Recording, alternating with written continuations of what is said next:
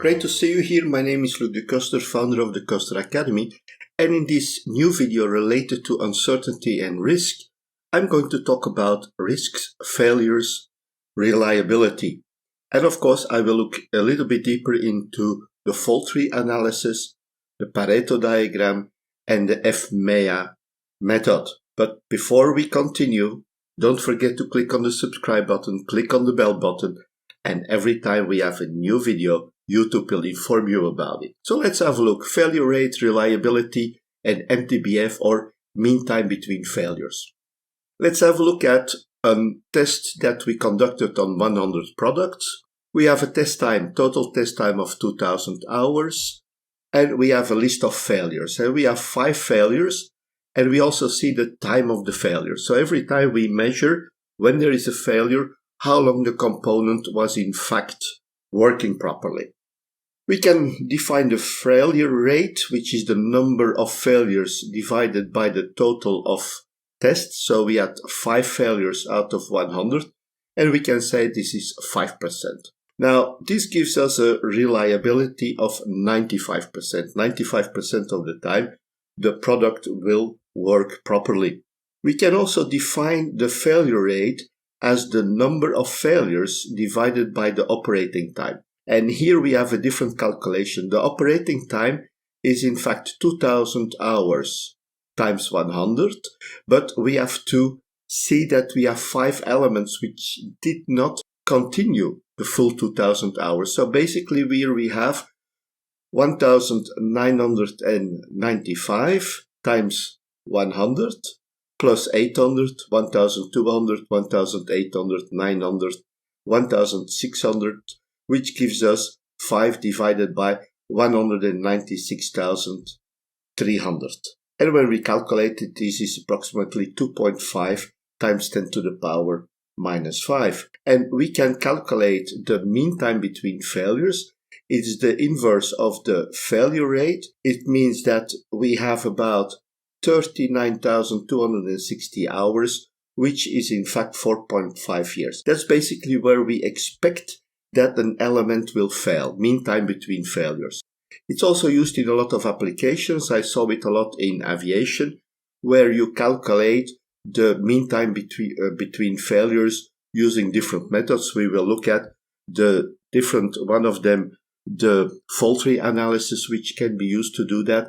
And we knew that for certain parts, we expected them to last at least for a certain time. That's the theoretical calculation, but we know in reality it can change.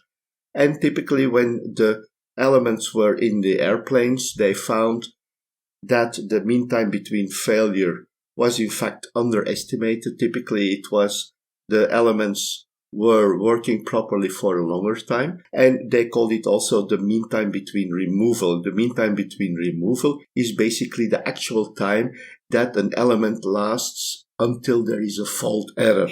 Once we have that, we have to deal with it. We can find a better way. We can see, okay, that's the theoretical approach and that's the practical approach. The mean time between failure, and then we also have the mean time between removal and the mean time to repair. These are all parameters which allow us to calculate the availability of certain items, and it can be very important in your project to understand what is happening with the things that you are using or what you are developing. We also look at the reliability of systems. We can have a look at the effect of multiple parts. So when we have an element with a probability of 99%, when we put 2 elements together in series, every one of them is 99%. At that moment, we have 0.99 to the power 2. And when we have more and more items, what we will see is that we have 0.99 to the power of n when we have n components. And that's not always good news, because when we look at the graphs, even with reliability close to 1, when we introduce more items with the same reliability, we see that the system reliability drops very quickly. It's something to understand, and it also leads to what we call backup systems. We want to have a backup system, and a backup system is a secondary system that takes over the functionalities of the initial system in case of failure. We have 2 pilots in an airplane. For certain airplanes, smaller airplanes, we only need 1. We have 2 engines or 3 engines or 4 engines. We have 2 or 3 navigation systems, all kinds of elements that we have in double just in case, or in triple, to be sure in case one of the systems fails, that we still have a other system to take over and that we can continue the trip without problems. Some years ago, I was in the airplane taking off from Vienna airport, and the pilot broke off the takeoff. Luckily, we were still on the runway. This would have meant a lot more additional time if we would already have been in the air. Anyway, at that moment, the problem that the pilot had was that one of the inertial navigation systems was not working properly. Of course, you leave with all the systems working properly. In this case, one of the systems was not working properly and the takeoff was cancelled.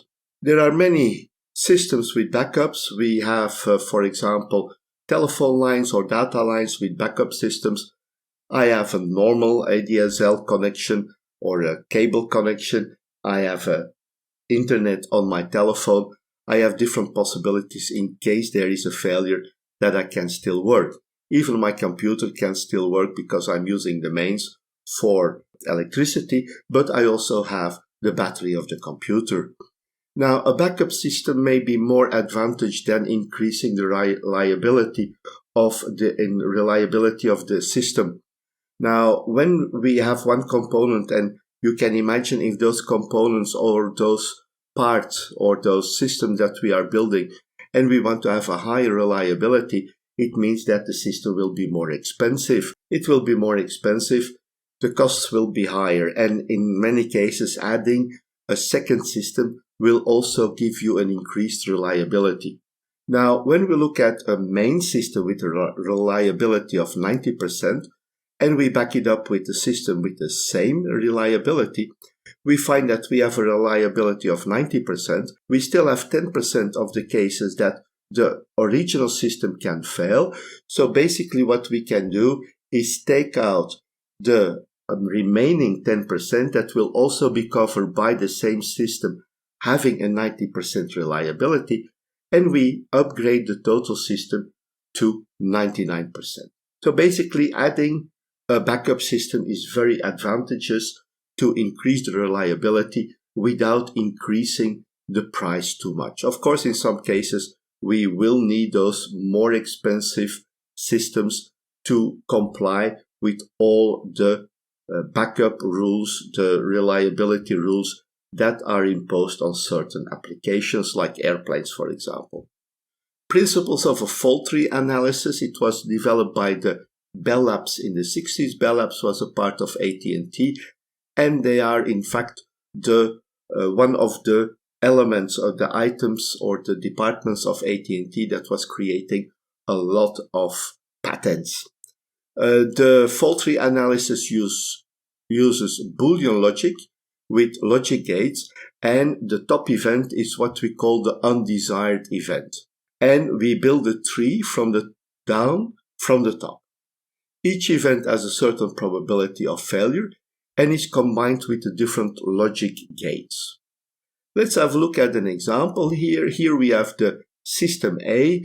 We have, first of all, we have the first AND node, the AND Boolean function, which has 3 inputs. The one on the left, the one in the middle, and the one on the right, and all 3 have to work for system A to work. Now, when we look at the second line, we have OR has 2 inputs. So this OR gate means that if either one of them is working, the OR gate will provide a positive output. The system will be, or that part of the system will be working, and so on. So based on this and on probabilities, we can calculate, in fact, the probability of failure of the system, and we can also calculate the mean time between failures. Another element which is very interesting to understand what is happening is the Pareto Graph or the 80-20 rule. I took it here for Tinseltown. This is a possible application. Basically, those who don't know Tinseltown is in fact Hollywood, California, in the United States. We know Hollywood, they call it Tinseltown. They still call it Tinseltown from time to time. Now you find the frequency and the relative frequency for every category, and you can identify what are the most important categories to work on. So we order it from high to low, and the first category is element 2. So these are the elements that we have to deal with. Now, in quality management, you can also combine this with a fishbone or an Ishikawa diagram, but it automatically gives you an overview which are the elements that have the highest priority to remediate. Another element that was developed already during the Second World War for, allocating the forces to get the maximum effect on the enemy is what we call the failure mode and effect analysis. It was also used when Ford had the Pinto problem. You'll see a Ford Pinto here. The car was a disaster in the production of Ford Motor Company because when there was a tail collision, the car almost immediately started to burn. People were killed, people were hurt, and Ford made a very bad comment here. They said it was easier, it was cheaper to pay the victims than to remediate the problem. A logical conclusion, but not really one that makes you very popular with your customers. The system, like I said, developed in the late 40s, and it also was used by Ford after the Pinto disaster.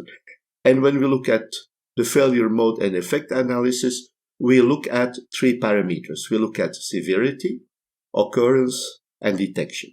Severity is quite okay. It's like how will it impact the people or the system. Occurrence relates to probability. And detection, well, it's clear that a system or a failure is very difficult to detect. It will have a higher impact on the system. Based on this, we can calculate what we call an RPN. It's a product of severity, occurrence, and detection. And the RPN is in fact the factor for classifying the different risks. The higher the RPN, the higher the position or the more important the risk is. Now we start here with the highest severity, so there are different steps. First we look at the highest severity, which is the effect, and we look at the severities with 9 or 10. So every element has a quotation from 1 to 10. Here we have 9 and 10. These are the events that are causing the most problems. Then we look at criticality. So we also look at criticality. It's like what we saw in the risk qualification. We multiply the severity with the occurrence. And here we'll start by taking the highest risks. And when that is finished, we look at the highest RPN. The highest severity and the criticality are not necessarily the ones with the highest RPN. So this is also a very good element to identify what are the risks that we have to take into account, and it's a very good tool in risk management. So that was it. Talking about risk, failure, reliability, we looked at the Pareto diagram, the fault tree analysis, and the FMEA or the failure mode and effect analysis methods. That was it for this video. Don't forget to click on the subscribe button, click on the bell button, and every time we have a new video, YouTube will inform you about it. Thank you very much and bye-bye.